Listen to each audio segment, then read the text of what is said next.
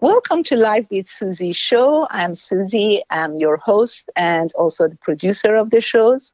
We have our very sweet, knowledgeable guest with us. As you, I'm sure, have heard our shows, this is our number 10 part. We're doing this series with Mr. Shane Malek. Shane Malek is a financial consultant. He's also president of FMIS Inc. The website is fmisinc.com. There is a toll-free number, 1-800-477-1556. And the reason I mentioned at the beginning it's part number 10 of our conversation is because we've done these parts every other week. And Mr. Malek kindly shares his world of knowledge out of his 30 years plus experience in the world of finance, and he picks topics and talk about mainly the retirement plans for the past 10 parts, including today. And if you guys have any questions, please do feel free to send me an email, shoot me an email, or call me, and I will bring it up next. Which one of the listeners actually asked the question that after I welcome Mr.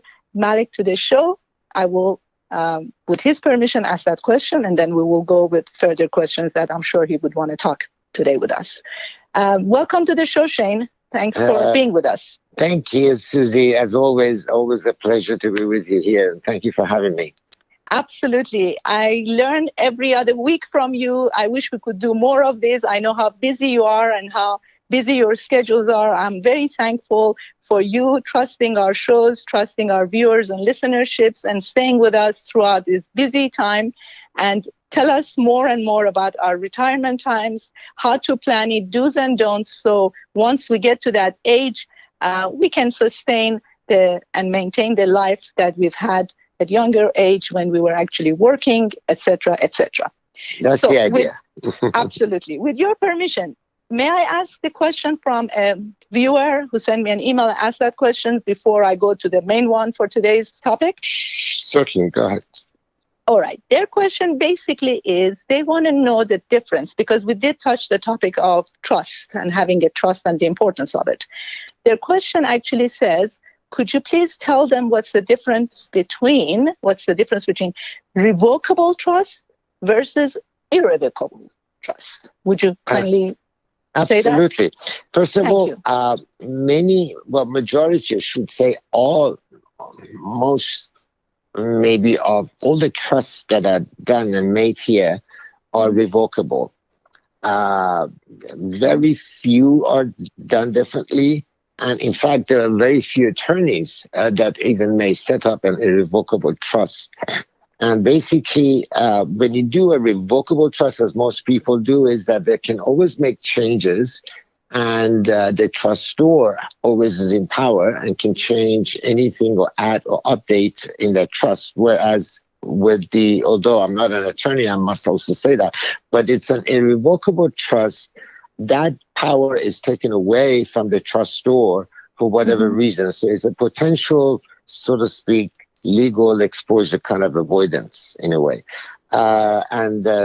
Generally, it's very much frowned upon. So what happens is when you have an irrevocable trust, if there are any issues, then one has to go to the court because all the powers are taken away from the trustor. So one has to go to the court outside of that power and need to get a court order for anything other than that needs to be done to that particular situation that it might come out of this. So it's very rarely done. In fact, like I said, very, very few attorneys even do that. I see. Because, they get caught in some legal situations sometimes that you hardly find one that may do that, as far as I know. Perfect. Thank you. I appreciate your answering that question. So hopefully everyone now is aware of the differences between revocable and irrevocable trust. Thank you. On that note, let's start with our main topic today, and that is, would you mind, Shane, going and recapping what you've been saying all along these sessions about obviously the retirement plans? And basically what I'd like to understand, obviously it's your job for whoever comes to you, we trust you, and we leave it up to you to decide what is the best plan for us.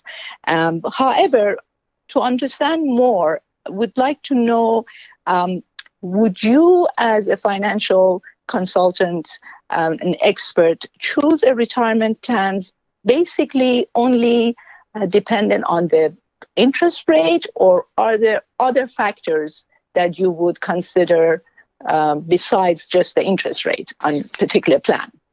Great question, by the way. Am I clear on that question? No, very much so. Very well presented. Thank you. Very good question, Suzi. Honestly, because interest rate is not all that people are interested. But what we do is very, very much goal driven. So if I meet you, come to my office and you want to set something up, so I need to know what the purpose is, what it is that you need to achieve or attain in 10, 15, 20 years, or even a year down the line. I mean, it's just what it is that you need from this. One might say that you could get into the stock market, especially in the up market, and you can make 20% in 1 year.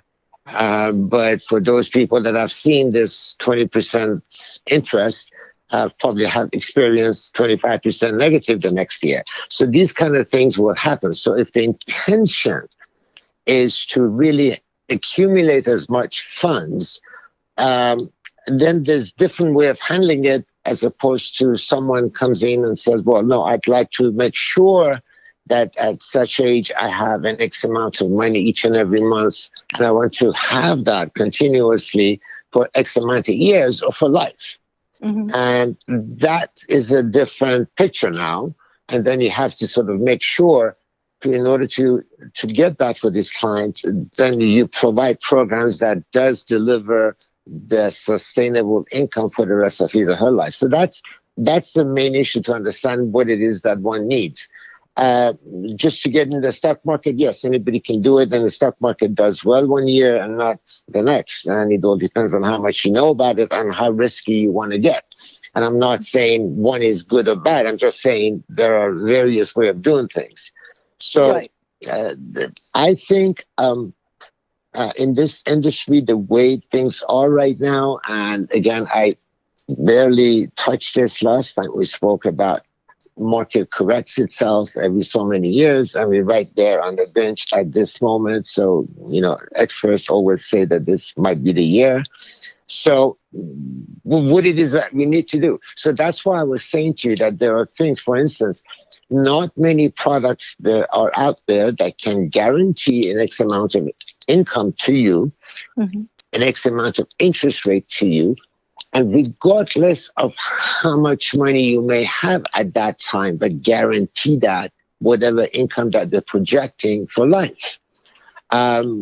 It's interesting to understand that, because say if someone guarantees a 6% interest rate, and yet when you look at the 6% withdrawals from that account each year, if you do not earn 6% and above, obviously you're not going to reach that goal. So how can you guarantee something when you don't know what the interest rate next year or the year after or 10 years from now is? Right. So these are the products that are geared for that reason. So again, we use always examples. If you bring in 100,000 and you say to me that I want to have, I don't know, 500 a month or $1,000 a month, based on that and what you have, then we'll calculate how much you would receive. Would that be the amount you're looking for?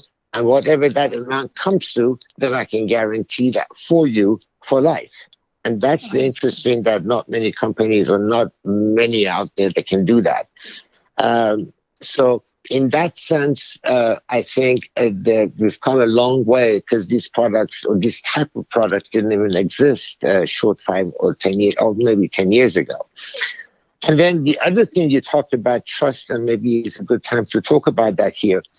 Most products that are out there, I mean, if you own a home or if you go to the stock market and invest into one of those holding companies an X amount of money, you need to basically set up a trust, make the owner of the account the name of your trust, basically that way. Whereas in these type of products, you can just have a named beneficiary, and then that's guaranteed that once, if you pass on, then the named beneficiary would go, the funds, I lost the train of my thought for a second. The funds will go to your named beneficiary. And so there are no rooms for anybody contesting it in any form or shape, because it's between you and the beneficiary. Does the beneficiary have to pay tax on the money that's been accumulated at that point, or is it not? Oh my gosh, Suzi, you're asking the best questions tonight. Absolutely. Just tonight? No, you do it every night. But how important that they're all. No, absolutely. One of the issues that I've always said, taxation of these kind of products over any kind of investments are always an issue. One of the things that you need to understand is that how you can defer or prolong, maybe I should say, or delay paying these taxes. And that's the thing that you need to be able to do when you have these things. During your own time being the person who's in the investor, person that has the money and invested, and then the beneficiaries. Because yes, correct. When any funds, generally in this country, goes from spouse to spouse, normally there's no issue. Once you start taking these monies out, then you're going to have to pay taxes, either yourself or your spouse. But beyond that, you always have some legal issues now. So you have to find ways to defer those taxes once it goes beyond your spouses as beneficiaries. So it's very important to understand that factor comes into the picture when you start doing these things, because we need to know who they are, how old they are, and how you can avoid reducing or delaying, or maybe say prolonging, I suppose, the duration of the taxes, the duration of payments of these taxes as much as possible. So therefore, you don't have to come up with a bulk of money all at once you inherit this kind of monies. Absolutely. So on that note, let me stop the conversation here and make sure everyone understands what we're talking about. For more questions, concerns, appointments, please do feel free to call a toll-free number, 1-800-477-1556, or check out the website, www.FMISINC.com. You can also check out our conversations we've had. This is part number 10. We'll do more of this every other week. If you have questions, please feel free to shoot me an email. I will bring it up in our next conversation with Mr. Malek. I do thank you so much for your time and the knowledge that you share with us every other week. My pleasure, Suzi. My pleasure. Thank you so much for having me. Absolutely. You're welcome.